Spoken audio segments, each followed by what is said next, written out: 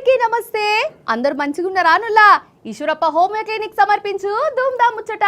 ఇక ముచ్చట్లు షురు. పనిమంతుడు పందిరెత్తే కుక్కదోక తాకి కూలిపోయిందట. ఎనకటికి శాస్త్రం, కానీ ఎప్పటికీ కూడా ఈ శాస్త్రం నిజమైతేనే ఉన్నది కదా. మనం షేయి పార్టీ పాలన కుక్కతోక శాస్త్రమే కండ్లకు గట్టినట్టు కనబడతాందట కాదు. అవి ఇవి అని ఏం చెప్పా ఖాళీ గీ లోకల్ ఎలక్షన్ల సంగతి తీసుకోరాదు. అసలు సర్కారు వారి పరితనం చేయబట్టే అసలు ఈ ఎలక్షన్లు అవుతున్నాయా? అగర్సే అయినా గెలిచిన వాళ్ళకు గెలిచినమన్న మురిపేముంటుందా? మళ్ళా రద్దు అవుతాయా? మళ్ళా ఫస్ట్ కానించెల్లా అంటారా? ఇగో గిట్లనే కొడుతుంది. ఎందుకో మీకు కూడా ఈ పాటికే సమాజం ఉంటుంది కదా. చెప్తా పారి. ఈ లోకల్ ఎలక్షన్ల గురించి పువ్వు పార్టీ పరందామయ్య మన ఈటల రాజేందర్ అన్న ఏమంటుందో ఇనుండ్రి. ఇన్నాక అసలు సినిమా చెప్పుకుందాం. మీరు షెడ్యూల్ ప్రకటించి గ్రామీణ ప్రాంతాలలో ఎక్కడికక్కడ నేను వార్డు మెంబర్కి పోటీ చేయాలి, నేను సర్పంచ్కి పోటీ చేయాలి, నేను ఎంపీటీకి పోటీ చేయాలని చెప్పి అనుకుంటోళ్ళు ఏం లేదా అని చెప్పి ఇప్పుడే కూర్చోబెట్టి దావతులు ఇచ్చే పరిస్థితికి వస్తే డబ్బులన్నీ ఖర్చు పెట్టిన తర్వాత ఇవాళ అసలే దసరా పండుగ, అసలే బతుకమ్మ పండుగ, నిన్న మీరు షెడ్యూల్ ఇచ్చిండ్రు, నిన్న నుంచెల్లే ఉత్సాహం మొదలైంది. ఒకవేళ వీళ్ళు కనుక డబ్బులన్నీ ఖర్చు పెట్టుకుంటే దీని బాధ్యులు ఎవరు?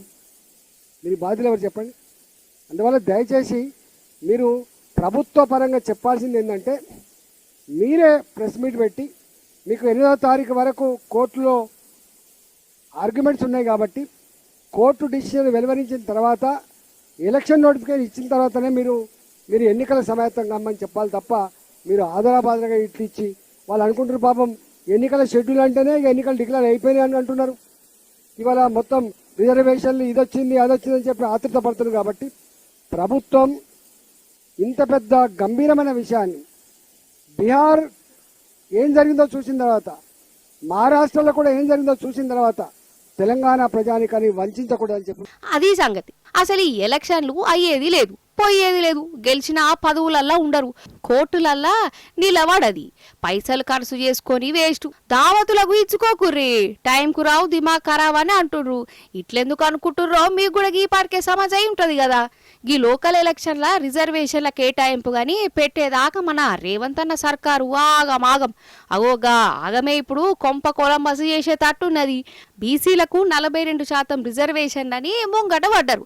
సరే 2011 జనాభా లెక్కల ప్రకారం ఎస్టీల రిజర్వేషన్లు పెట్టిరు. అది అన్యాయమా కాదా?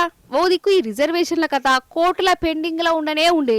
అది పెండింగ్ లో ఉండగానే ఎలక్షన్లు సంఘం ఎలక్షన్లు పెడుతున్నామనే తారీఖులు కూడా చెప్పే. మరి ఇంకో దిక్కు ఈ రిజర్వేషన్లు 50% దాటిందని హైకోర్టుల పిటిషన్ వాడే. ఇక రిజర్వేషన్ల మీద జీవో రద్దు చేయాలని వేసిన పిటిషన్ల మీద విచారణ చేసిన కోర్టు కావాలంటే ఎలక్షన్లను వాయిదా వేసుకోరని సర్కార్కు చెప్పే. ఓ దిక్కు గవర్నర్ కాడ బిల్లు పెండింగ్లలో ఉండగా ఈ జీవోలు ఎట్లిస్తారు? రిజర్వేషన్లు 50% గట్లనే దాటేస్తారని కూడా అడిగే కదా. దానికి ఉయ్యలేదు కుయ్యలేదు. సర్కార్ మాత్రం తాంబూలాలు ఇచ్చినాం మీ సావు మీరు సావురన్నట్టే చేస్తాంది. ఇక ఈడ ఇంకోటి చెప్పాలి. మహారాష్ట్రలో గిట్లనే లోకల్ ఎంపీటీసీ జెడ్పీటీసీ సర్పంచ్ల ఎలక్షన్లకు రిజర్వేషన్లు 50% దాటిచ్చింది. ఓట్లకు పోయింది. ఎన్నికలు అయిపోయినాయి. గెలిచేటోళ్ళు గెలిచిరు, ఓడిపోయేటోళ్ళు ఓడిపోయారు. ఇక పదవులు వచ్చినాయని గెలిచిన వాళ్ళు అనుకున్నారు. కానీ అది 6 నెలల ముచ్చట్నే అయింది. ఈ రిజర్వేషన్ల మీద కోర్టు విచారణ చేసి అసలు అట్లా రిజర్వేషన్లు దాటిచ్చుడే తప్పు, ఆ ఎలక్షన్ రద్దు చేస్తాను మళ్ళా కొత్తగా పెట్టుకోరని ఆర్డర్ ఇచ్చింది. మళ్ళా ఆడ ఎలక్షన్లు పెట్టిరు. ఇది ఒక పంచాయతీ నడుతుందా? ఇంకోటి ఇంపార్టెంట్ ముచ్చట చెప్పాలి. ఏంటంటే అసలు ఈ రిజర్వేషన్లు ఎంత ఘోరం అవుతున్నాయంటే ఊర్లలో జనాలకు కరెంటు షాకు కొట్టినట్టు అవుతుందల్లా. అసలు బీసీలు ఒకరిద్దరు ఉన్న వార్డులలో బీసీలకు రిజర్వేషన్లు వచ్చిరు. కానీ ఎస్టీలు రిజర్వేషన్లు ఇచ్చిన కొన్ని ఊర్లలో ఎస్టీలల్లో ఒక్కలే ఉన్నారట. ఈడ ఆడని కాదు, చాలా ఊర్లల్లో గిదే కథ నడుస్తోందటోళ్ళ. అవోగి అన్నలు చెప్తురు ఈనరుగా మీరే. ప్రభుత్వ అధికారులు ఒక రకమైన దొంగ లెక్కలు చెప్పి జనం లేని దగ్గర కూడా రిజర్వేషన్లు జరగలేదు. ఉదాహరణకు చూసుకుంటే ఇందుగులలో అసలుకు ఎస్టీలే లేరు, కానీ ఆ ఎస్టీలు ఉన్నట్లు రిజర్వేషన్ చేసారు. 2 ఓటర్లు మైగ్రేట్గా ఉంటే 2 ఓటర్లకు 4 వార్డులు ఎస్టీ రిజర్వేషన్ చేశారు. ఇది అశాస్త్రీయమైన పద్ధతి. రెండోది, మిర్యాలగూడ ప్రాంతంలో బీసీలు తండాల్లో లేరు. తండా గ్రామ పంచాయతీలు ఉన్న దగ్గర అలా 7 గ్రామ పంచాయతీలు బీసీలు చేశారు. అంటే వీళ్ళు ఏ రకంగా చేస్తారు అనేది వాళ్ళకే తెలియటం లేదు అధికారులకి. కానీ ఎన్నికల ప్రక్రియ అనేది ప్రజాస్వామ్యయుతంగా జరగాలి. ఎస్సీలు ఈ గ్రామంలో ఒక్క ఓటు కూడా లేదు. ఎస్టీలు 4 మాత్రమే ఉన్నాయి. 99% 9 బీసీ వ్యక్తులు ఉన్నారు. ఇటువంటి గ్రామాన్ని సర్పంచ్గా 2005 ఎలక్షన్లో ఎస్సీ క్యాండిడేట్ను డిక్లేర్ చేయడము, మరి ఒక ఓటు కూడా లేనటువంటి ఎస్సీ వాళ్లకు 2 వార్డు మెంబర్లు కేటాయించడము, ఇది పూర్తిగా విరుద్ధంగా జరిగింది. ఇది అధికారుల తప్పిదము. ఇగో గిట్లున్నది కథ. అందుకే గిన్నిగానే చిక్కులు ముంగటేసుకొని ఏదో ఎట్టికి రిజర్వేషన్లు కేటాయించింది మన సర్కారు. ఇవి కోర్టుల నిలువయాట. ఈ ఓట్లు కూడా జరగని అంటురు. అగర్సే జరిగినా కోర్టు ఒప్పుకోదని చెప్తురు. మరి బతుకమ్మ పండగ అయిపోయింది, ఇక దసరా పండగ రానే వచ్చింది. ఇంతకు దసరా పండగ ఎప్పుడల్లా 2వ తారీఖు నాడే అంటురు కదా అందరూ. కానీ 2వ తారీఖు నాడే జనాలను పెద్ద కన్ఫ్యూజ్ చేస్తుందిలా. దసరా అంటే మన కాడ మటన్ దావతు కథ కార్ఖానా అలాగే ఉంటుంది కదా. మరి 2వ తారీఖేమో గాంధీ తాత పుట్టినరోజాయే, నీసు ముట్టద్దాయే. ఇగో ఇప్పుడు పెద్ద నెత్తి నొప్పి వచ్చింది చాలా మందికి. చూడురు మరి ఏమైందో. అబ్బరే బిడ్డ, దసరా అంటే అందరూ సంబరంగా చేసుకుంటారు కాదు, కానీ ఈ తాప మాత్రం చాలా మందికి దిమాగ్ ఖరాబ్ అయినట్టే ఓడుతున్నదోళ్ళ. ముఖ్యంగా పండగ ఊటన నజర గొంతు తడుపుకుందాం అనుకునేటోళ్లకు ఒక బాధ కాదు, ఒక రంది కాదు. 2వ తారీఖు నాడే దసరా అన్నట్ట కదా. ఇక దసరా అంటే మన కాడ మటన్ చికెన్ ఉండవలసిందే. ఇక చాలా మంది మందు మీద కూడా కూసుంటారు అనుకోరి, అది వేరే ముచ్చట. అయితే అక్టోబర్ 2వ తారీఖు అంటే గాంధీ జయంతి, గాంధీ తాత పుట్టినరోజు నాడు ఎవరు కూడా నీసు ముట్టద్దు అని ఎప్పటి సందో ఒక ఆర్డర్ ఉన్నది. సర్కార్ రూలు పెట్టింది. జనం కూడా గాంధీ తాతకు గౌరవంతో ఆ ఒక్కరోజు నీసుకు మందుకు దూరంగానే ఉంటారు. కానీ ఇప్పుడు దసరా దసరా నాడు నీసు లేనిది పండగ అన్నట్టే ఉండదు. మరి ఎట్లా అన్నదే పెద్ద కథ అవుతున్నది. ఇంకో దిక్కు 2వ తారీఖు నాడు చికెన్ మటన్ దుకాణాలు బంధు పెట్టుడే ఉంటది. రూల్ అందరూ పాటించాలని ఆఫీసర్లు చెప్తూనే ఉంటారు. అగర్సే దుకాణాలు తెరిస్తే కేసులు కూడా పెట్టేటట్టే ఉన్నారు. ఇంకో దిక్కు మందు షాపులు కూడా బందేనా గాంధీ జయంతి నాడు. మరి దసరా నాడు సుక్క ముక్క దొరకదా అని చాలా మంది ఎటమటం అవుతున్నారట ఇప్పటి సందే. అందుకే ఎందుకన్నా మంచిదని ఒక రోజు ముందే ఇంటికి తెచ్చుకొని ఉపాయం చేస్తాండ్రు. అయినా మటన్ తినేటందుకే పండగ కావాలన్నా మందు తాగేటోనికి దినా పండగైనా. ఏ రోజైతే ఏంది పట్ట అనుకుంటా కొందరు దసరా దావతు ప్లానింగుల మీద ప్లానింగులు వేస్తూనే ఉన్నారు. అదన్నట్టు ముచ్చట.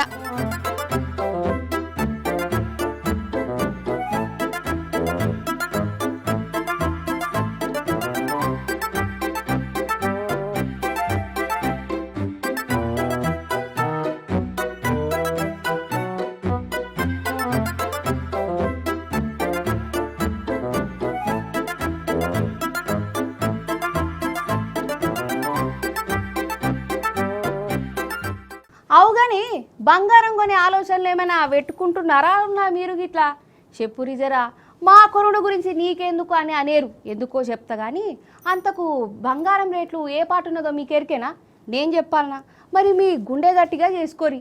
₹1,00,000 ఎన్నడో దాటింది కాదు, ఇప్పుడు 1,00,000 కాదు కదా, 1,60,000 కూడా దాటింది. చూస్తుంటేనే గా 6 నెలల్లో 2,00,000 కూడా అయ్యేటట్టే ఉన్నది. నాకైతే గట్లనే అనిపిస్తున్నది. మరి ఈ ఉరుకుడు గిరుకుడు చూస్తా అంటే భారీ. మరి ఈ బంగారం ముచ్చటేందో చెప్పుకుందాం మనం గిట్లా. ఉన్నారులా అందరు మంచిగా నూర్రి మరి మళ్ళా చక్కగా ఇరాలి అనేరు చెప్తున్నా. తులం బంగారం మన హైదరాబాద్ పట్టణాల లగ్నంలో ₹1,21,000. ఇగో మీరన్నది బరాబరే, అచ్చరాల ₹1,21,000. సింగిల్ షాయి బొట్టు ఫ్రీ. ఇక మంగళవారం నాడు ఒక్కరోజే ₹1,150 పెరిగింది. కానీ 2 రోజులే తీసుకుంటే దగ్గర దగ్గర ₹3,000 పెరిగింది అన్నట్టు. అంటే మొన్నటికి ఇప్పటికి ₹3,000 ఫరక్ అన్నట్టు. రేపు కొందాం మాపు కొందాం అని వాయిదా వేసుకునేటోళ్లకు పెద్ద లాసే కదా.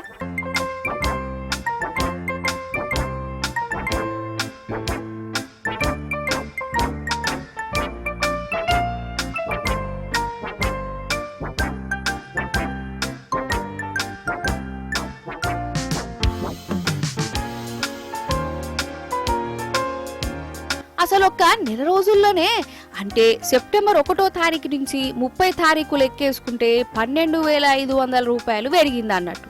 ఇక చెప్పు కథ. చూస్తుంటే వచ్చే ఇంకో 5-6 నెలల 2 లక్షలు కూడా అయినా అవుతుంది కావచ్చు. మరి గట్లనే అనిపిస్తున్నది దీని ఊరుకుడు చూస్తుంటే. అనిపించుడేంది, అది అవుతుంది, మనం బరాబర్ గిట్లనే చూస్తామని అంటురు కూడా.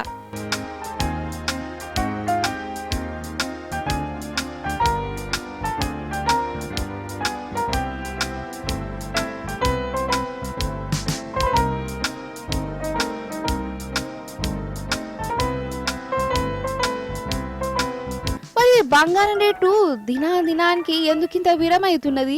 గంతగనం డిమాండ్ ఉన్నదా? జనాలు కొనేందుకు గట్ల ఎగబడుతున్నారా అని అనుకునేరు. కాదు, అంత ఇంటర్నేషనల్ మార్కెట్లు ఎటమటగా ఉన్నాయట కదా, డాలర్ విలువ కూడా పడిపోతుందట. ఇక ఇంకో దిక్కు ట్రంప్ సార్ ఉండే మన గండానికి. ఆయన దగ్గిన తుమ్మినా ఏదైనా కొత్త నిర్ణయం తీసుకున్నా మన బంగారం మీదనే పడుతుంది. అందుకే గిట్లా రేటు పెరుగుకుంటా పోతుందని అంటారు. ఏ పెరుగుడైతే పెరిగింది కానీ మళ్ళా తగ్గదా అని అనిపించవచ్చు. తగ్గుతుంది కావచ్చు, కానీ పెరిగేటప్పుడు వేలలా పెరుగుతాయి, తగ్గేటప్పుడు మాత్రం 200, 500, 400 అని తగ్గుతుంది అన్నట్టు. చూలేదా ఇన్నొద్దుల సంధి మనం.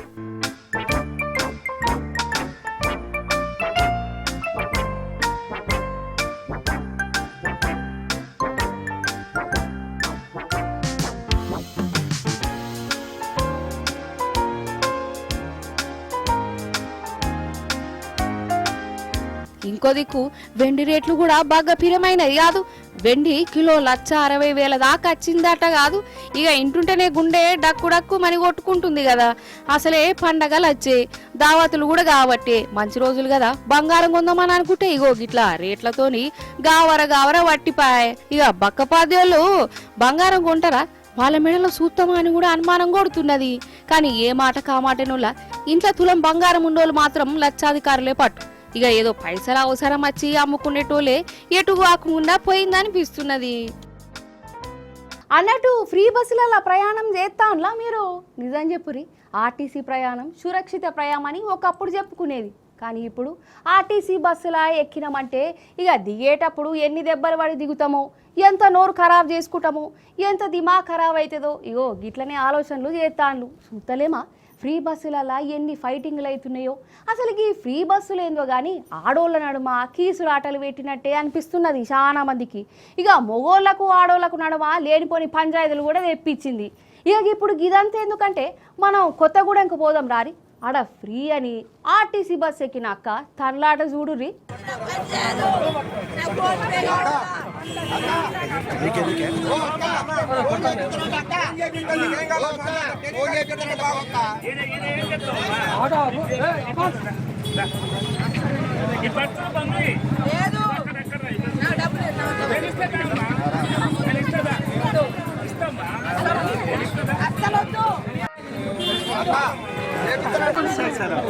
అయ్యయ్యో గీ అక్కింది బస్సు కింద వండుకున్నది. అక్క లేవక్క లేవు. ఓహో బయసు చేస్తాంది కదా అందరితోని. అగో గంతమంది బతిలన్నా ఇంటలేదు. ఇవాళ అటో ఇటో తేలిపోవాలనే అంటున్నది. అయితే లొల్లేడ షురువైందో చెప్తా. ఇక బస్సు మనుగూరు నుంచి ఖమ్మం దిక్కు పోతాందువల్ల ఈ అక్క మంచిగా సీటు దొరికించుకొని కూర్చున్నది. మంచిగా కండక్టర్ వచ్చిండు, టికెట్ అడిగిండు, ఈమె ఆధార్ కార్డు చూపించింది. ఇక ఆ కండక్టర్ ఏమో ఈ ఆధార్ కార్డు చెల్లదా అన్నాడట. కథం ఇక అక్కకు చిర్రు అన్నది. గవర్నమెంట్ వాళ్ళు ఇచ్చిన ఆధార్ కార్డు గవర్నమెంట్ బస్సులలో ఎందుకు చెల్లదని కండక్టర్ తోని బయసు చేసింది.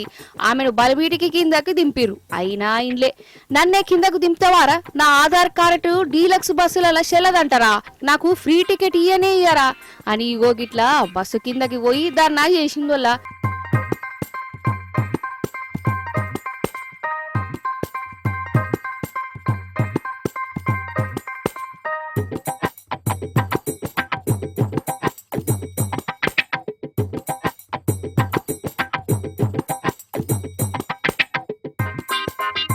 పోలీసోళ్ళు వీళ్ళు వాళ్ళొచ్చి అక్కకు సంజాయించారు. గాని అక్క మనోభావాలు బాగా దెబ్బతిన్నాయి. ఆధార్ కార్డు చెల్లదనుడితోటే చాలా చేపడినాక ఈయననేంలే అందరినీ 3 చెల్ల నీళ్లు దాపిచ్చింది.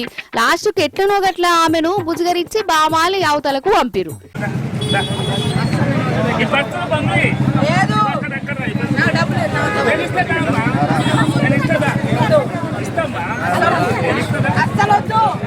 చూసినవా ఫ్రీ బస్సుతోని ఆడోళ్ళు సంతోషంగా ఉన్నారు, సంబరాలు చేసుకుంటున్నారు అని మీరకే చెప్తున్నారు. కానీ దినాం బస్సులకి ఇవే లడాయిలల్లా ఆధార్ కార్డు ఫోటోలు చక్కగా లేదని, పాత కార్డు అని, సీటు కోసమని, నిలబడే సందు లేదని గోగిట్ల లడాయిలు అయితేనే ఉన్నాయి. సపోజ్ మనం బస్సు కోసమో రైలు బండి కోసమో ఎదురు చూస్తామే అనుకో, అది కరెక్టే వాళ్ళకు రాకుంటే ఏం చేస్తాం? ముల్లా ఇంకేం చేస్తాం, ఇంకా అత్తలేదు ఎన్నడొస్తుందో అని కాలు రెక్కలు గుంజుకుంటా కళ్ళు కాయలు గాయంగా ఎదురు చూస్తూనే ఉంటాం కదా. ఇక ఎక్కవలసిన బండి రాగానే నీ కడుపు చల్లగుండా ఎప్పుడో అప్పుడు వచ్చింది పట్టని గీ లేటుకున వారెద్దనుకుంటా గుసుక్కుంటానో ఎక్కుతాం కదా. అందరు అట్లా ఉండరు, ఇగో గిట్ల ఉంటారు. ఎట్లనో చూడురు మీరే. అగో వీళ్ళు డాన్స్ చేస్తాను కదా, ఏడనుకుంటుర్రా? ఎయిర్పోర్ట్లా?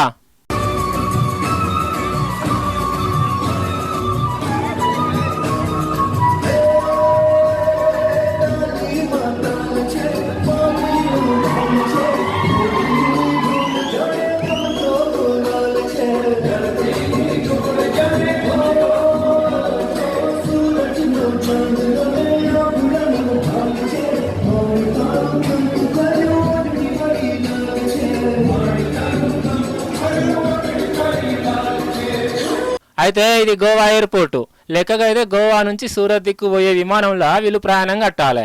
అయితే విమానం నడిపే డ్రైవర్కు సుస్తైందట, పానం కుసకుస అన్నది. టెస్టులు ట్రీట్మెంట్లు నడుస్తాయి. ఇక విమానం బోర్డు కూడా ఆలస్యమైంది. ఎక్కే విమానం ఆలస్యం అయితే ఎవరికన్నా బోర్డు కొడుతుంది కదా, కొంచెం కోపం కూడా వస్తుంది అనుకుర్రి. అయితే ఇలా ప్రయాణం చేసే ఒక ప్యాసింజరు నేను గర్భ ఆడేందుకు సూరత్ పోదామంటే విమానం ఏమో లేటుగా పోవట్టే అని గులుక్కుంటూ ఉన్నాడట. ముచ్చట ఎయిర్పోర్ట్ల దాకా తెలిసింది. ఇక వాళ్ళే గర్భాపాట క్యాచర్ పెట్టిర్రు, ప్యాసింజర్లను ఆడుకోమని చెప్పిర్రు. ఇంకేందిగా ఎయిర్పోర్ట్లోకి ఇట్లా గర్భా డ్యాన్స్ ధూమ్ధామ్గా ఆడుకున్నారు. పో అగో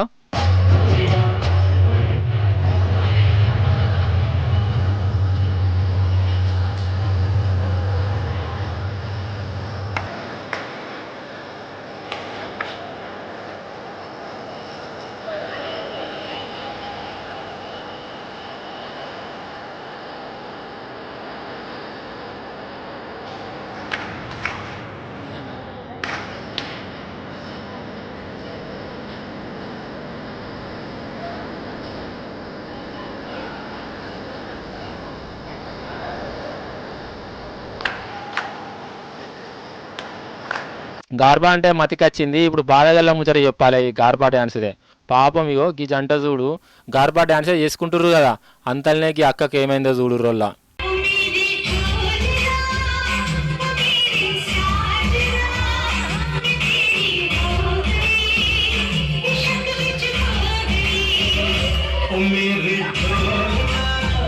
చక్కెరచ్చి పడిపోలే, గుండెపూట వచ్చింది పాపం ఈమెకు.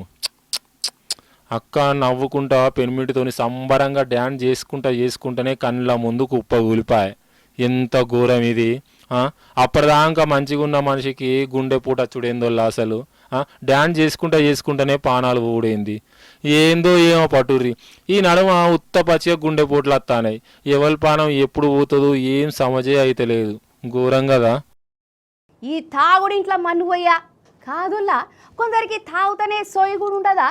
అసలు మనం ఏం చేస్తానం, ఎటు నడుస్తానం గది కూడా ఏర్పడదా కథ. కానీ గట్లా సోయ లేకుండా తాగితే ఏందన్నట్టు?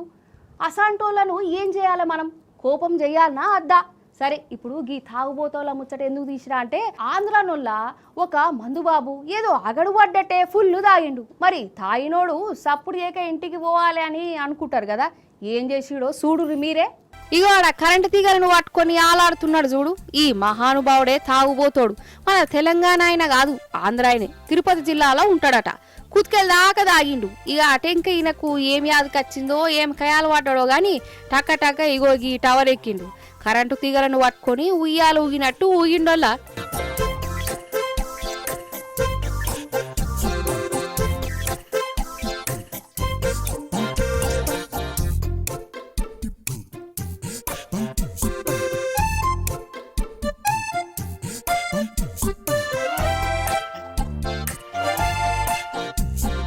జరసేపు ఆ టవర్ మీద కూడా కూర్చొని తాయిన మత్తులా ముచ్చట్లు పెట్టుకున్నాడట ఆయనకాయన. అటెంక తీగల మీద ఉయ్యాల జంపాల అనుకుంటా ఆటలు ఆడుకున్నాడు. అవసరమా ఈ కళాపోషణ? మందు తాగితే మరి గింత అద్మానమా? అసలు ఏడున్నాం ఏంది కథ గాయంత సోయ కూడా ఉండదా కథ గాని. ఇక ఈయన శకలు చూసి పోలీసు వాళ్ళు ఆడికి వచ్చిరోళ్ళ కాపాడు ఉపాయం చేసిరట. పెద్ద వల పెట్టిరు. ఇక వలను చూసినాక ఏమనిపించిందో ఏం పడవద్దు ఇంకనే దూంకిండు. ఆ వలనైతే పడ్డాడు గాని తలకాయ వగిలిందట. ఎందుకంటే ఆ వజనుకు పోలీసోళ్ళు పట్టిన వల నేల కానింది. ఈయన గుండు వగిలింది. తాయిందంతా దిగింది. ఇప్పుడు దవాఖాన షరీక్ అయిపోయిండు. కాదు తాయినోడు తాయినట్టు సప్పుడేకుండక ఏంది తమాషా, ఏమిటికొచ్చిన ఆటలు ఇవి. ఇప్పుడు చూడు వీని చేయబట్టి ఇంట్లోలకు గోసనే కదా. ఏం తాగుడో ఏం పాడోపో.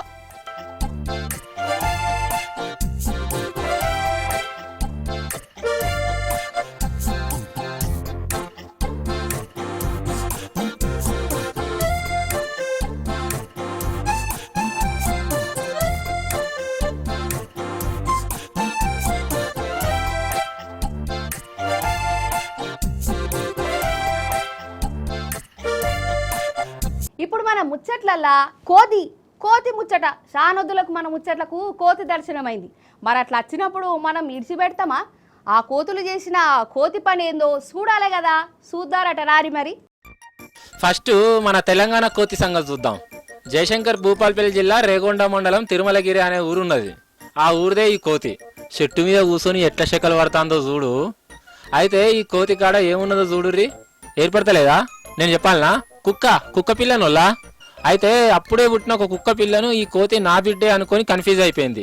దాన్ని ఎత్తుకొని తిరుగుతోంది. ఏ బిడ్డను కోతి ఎత్తుకొని పోతేనే తల్లి కుక్క ఒకతన్లాడుడా పాపం అరిసింది. అయినా అది ఇడిచిపెట్టలే. కుక్క పిల్లకు ముద్దులు పెట్టుకుంటూ మురిసిపోతుంది ఆ కోతి. ఇక దాని నుంచి ఈ కుక్క పిల్లని వేరు చేసేందుకు కడమ కుక్కలు ఒక్కటైనాయి. అయినా అది మాత్రం ఇంటే కదా తిరుమలగిరి అంతా గిర్ర తిరుగుతూనే ఉన్నది. ఏమే కోతి, అది కుక్క పిల్లనే, కోతి పిల్ల కాదు. నీ బిడ్డ అసలే కాదు. ఏమో మందికి పుట్టిన బిడ్డ నా బిడ్డే అని అనుకుంటా తిరుగుతున్నావు. నీకు న్యాయం అయిదేమన్నా?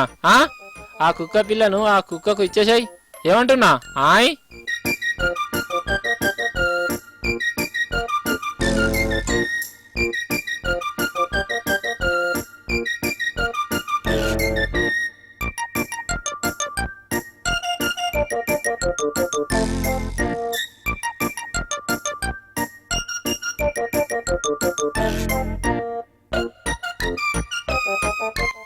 తిరుమలగిరి కోతి కథ గట్లుంటే ఇక ఇప్పుడు అటు మీది బాదుకున్న కోతి పిల్లలు చూడు ఏం చేస్తానయో.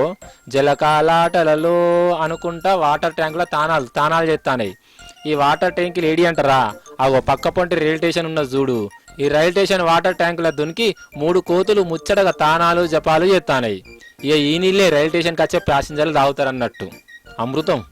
ఇక చెప్పు, మన రైల్వేలో ప్యాసింజర్లను ఎంత మంచిగా అరుచుకుంటుర్రో. ఓ దిక్కేమో ఎయిర్పోర్ట్ అసొంటి రైల్ స్టేషన్లు కడుతున్నాం, వందే భారత్ బండ్లు పెడుతున్నాం అనుకుంటా ఇంకో దిక్కు కోతులు తానాలు చేసిన నీళ్లను జనాలకు ఆపిస్తుర్రు అన్నట్టు. ఇట్లనే గరం అవుతుర్రు పబ్లిక్. చూసిరు కదా గిదేగి వాల్టి ముచ్చట్లు. మల్లోపాలి మంచి మంచి ముచ్చట్లు పట్టుకత్తా ఉంటా మరి.